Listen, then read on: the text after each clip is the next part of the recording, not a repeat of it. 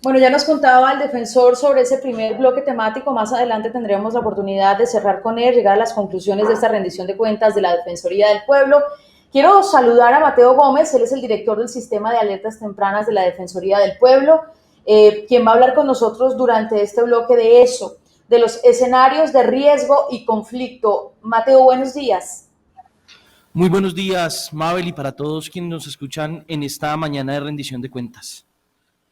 Hablar de escenarios de riesgos de conflicto en un país como el nuestro parece una realidad palpante, pero ustedes lo que han encontrado en terreno es que nos falta mucho por conocer. ¿Qué nos puede decir, qué le puede decir al país sobre este aspecto? Bien, Mabel, gracias al esfuerzo de esta administración por fortalecer el sistema de alertas tempranas, por fortalecer el trabajo en terreno, por conocer la realidad, pero particularmente por implementar el acuerdo de paz en torno a la responsabilidad que tenemos como institución de liderar el proceso de prevención a través de la emisión de alertas tempranas. Hemos emitido, después de la emisión del decreto 2124, más de 150 alertas tempranas y más de 90 informes de seguimiento a nuestras alertas tempranas que nos están dando cuenta de las complejidades de la implementación del acuerdo final en términos del ejercicio de la violencia. El acuerdo había contemplado un sistema integral para hacer frente a los desafíos en la reconfiguración del conflicto y que la Defensoría ha venido identificando en tres escenarios. Un escenario de expansión de algunos grupos armados que con ocasión de la dejación de las armas de las FARC se han posicionado en los territorios, se han posicionado a través de un ejercicio dramático de control de algunas comunidades a través de la imposición de conductas como el desplazamiento forzado, el confinamiento, los homicidios contra líderes, lideresas y defensores de derechos humanos. Ahí están estructuras armadas como el Ejército de Liberación Nacional, las que se autodenominan como AGC, entre otras. Un proceso además de emergencia también, de nuevas estructuras que nosotros hemos denominado las facciones disidentes de las extintas FARC-EP, que tienen origen justamente en algunos núcleos, centros donde mandos medios y mandos bajos de las FARC que decidieron no dar el paso hacia la paz, no dar el paso hacia la reincorporación a la vida social, económica y civil de este país, retornaron a acciones con un propósito claro, y es el de explotar las rentas ilegales del narcotráfico, explotar las rentas ilegales de la minería ilegal. Así que estamos viendo desde hace 4 años a través de estas alertas tempranas, más de 150 alertas tempranas y 90 ejercicios de seguimiento, cómo estos escenarios de expansión, de consolidación y asimismo también de disputa entre estas estructuras están afectando a la población civil y especialmente a la población civil de la zona rural, las comunidades indígenas, los consejos comunitarios, los líderes sociales campesinos y campesinas de este país. Por allí, director, ¿qué tanto influyen como detonantes de esas violencias el control territorial de las economías ilegales que usted menciona? ¿Influyen, no De, influyen?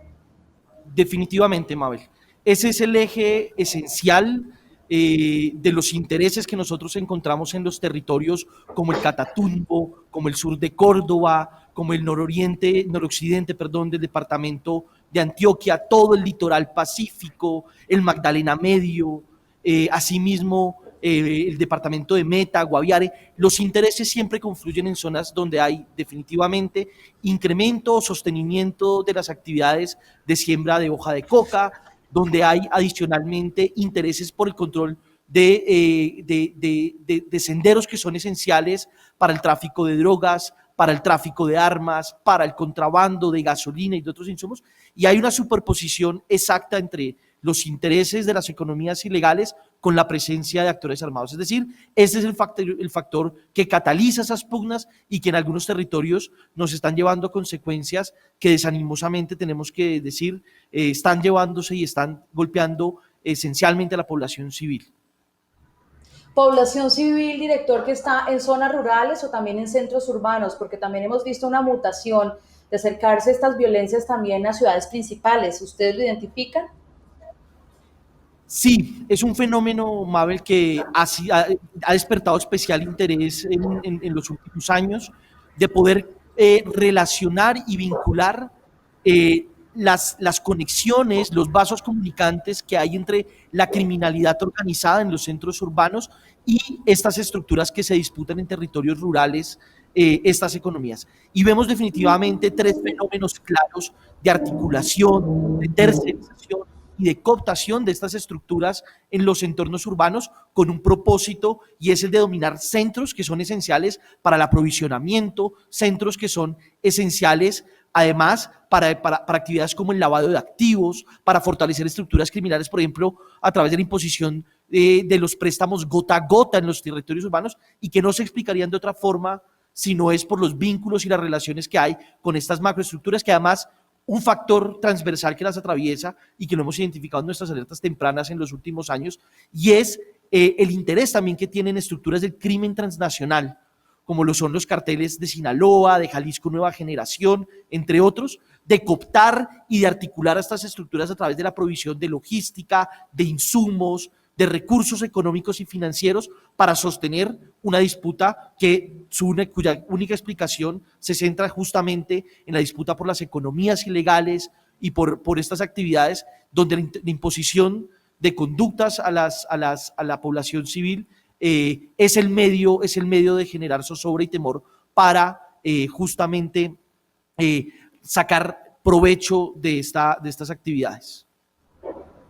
Director, muchas gracias por estar con nosotros, contarle a los colombianos en medio de esta rendición de cuentas de la Defensoría del Pueblo sobre la importancia de esas alertas tempranas tan importantes, y en nuestros episodios de guerra, en la guerra colombiana también hemos dicho y hemos conocido que gracias a este mecanismo hemos evitado muchas tragedias, masacres que han ido de la mano del trabajo de la Defensoría del Pueblo. Seguimos adelante, director Mateo Gómez del Sistema de Alertas Tempranas de la Defensoría del Pueblo, muchas gracias, y nos vamos entonces. Hablemos con los demás funcionarios en el tercer bloque.